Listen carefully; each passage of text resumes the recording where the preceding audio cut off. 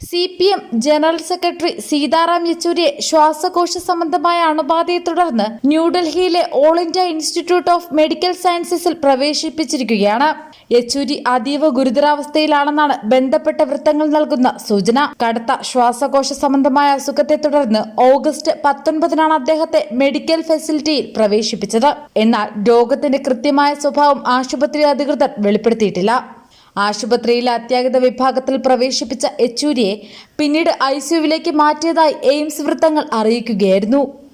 1952 August 12-നാണ് Sitaram Yechury ജനിച്ചത്. ആന്ധ്രാപ്രദേശിലെ ഹൈദരാബാദിലെ സ്കൂൾ വിദ്യാഭ്യാസത്തിനു ശേഷം 1969-ലെ പ്രത്യേക തെലങ്കാന പ്രസ്ഥാനത്തിന്റെ ഫലമായി അക്കാദമിക് ജീവിതം താറുമാറായതിനാൽ അദ്ദേഹത്തിന് ഡൽഹിയിലേക്ക് പോകേണ്ടി വന്നു. ഡൽഹിയിൽ 1970-ൽ അദ്ദേഹം ഹയർ സെക്കൻഡറി പൂർത്തിയാക്കി അഖിലേന്ത്യാ മെറിറ്റ് ലിസ്റ്റിൽ ഒന്നാമതെത്തി. 1973-ൽ ഡൽഹി യൂണിവേഴ്സിറ്റിയിലെ സെന്റ് സ്റ്റീഫൻസ് കോളേജിൽ നിന്ന് സാമ്പത്തിക ശാസ്ത്രത്തിൽ 1-ാം ക്ലാസ്സിൽ BA പൂർത്തിയാക്കി.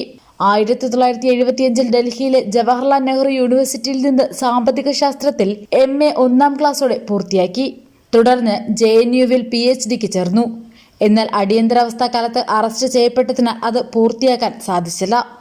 JNUവിലായിരിക്കുമ്പോൾ 1974-ലാണ് SFIയിൽ അംഗമാകുന്നത്. പിന്നീട് 1975-ൽ CPM അംഗത്വം സ്വീകരിച്ചു. 1975-ൽ അറസ്റ്റിലാകുന്നതിനു മുമ്പ് അടിയന്തരാവസ്ഥയ്ക്കെതിരായ ചെറുത്തുനിൽപ്പ് സംഘടിപ്പിച്ച അദ്ദേഹം കുറച്ചുകാലം ഒളിവിലായിരുന്നു. അടിയന്തരാവസ്ഥയ്ക്ക് ശേഷം 1 വർഷത്തിനിടെ 3 തവണയാണ് JNU വിദ്യാർത്ഥി യൂണിയന്റെ പ്രസിഡന്റായി തിരഞ്ഞെടുക്കപ്പെട്ടത്. 1978-ൽ SFIയുടെ അഖിലേന്ത്യാ ജോയിന്റ് സെക്രട്ടറിയായും 1986-ൽ പ്രസിഡന്റായും തിരഞ്ഞെടുക്കപ്പെട്ടു.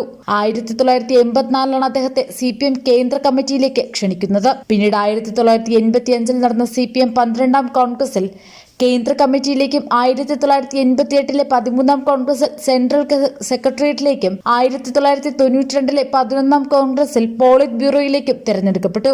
രാജ്യസഭാംഗത്തിനു പുറമെ നിലവിൽ പോളിറ്റ് ബ്യൂറോ അംഗം, ഇന്റർനാഷണൽ ഡിപ്പാർട്ട്മെന്റ് തലവൻ, CPM സെൻട്രൽ വീക്ക്ലി പീപ്പിൾസ് ഡെമോക്രസിയുടെ എഡിറ്റർ തുടങ്ങിയ ചുമതലകളും വഹിക്കുന്നുണ്ട്.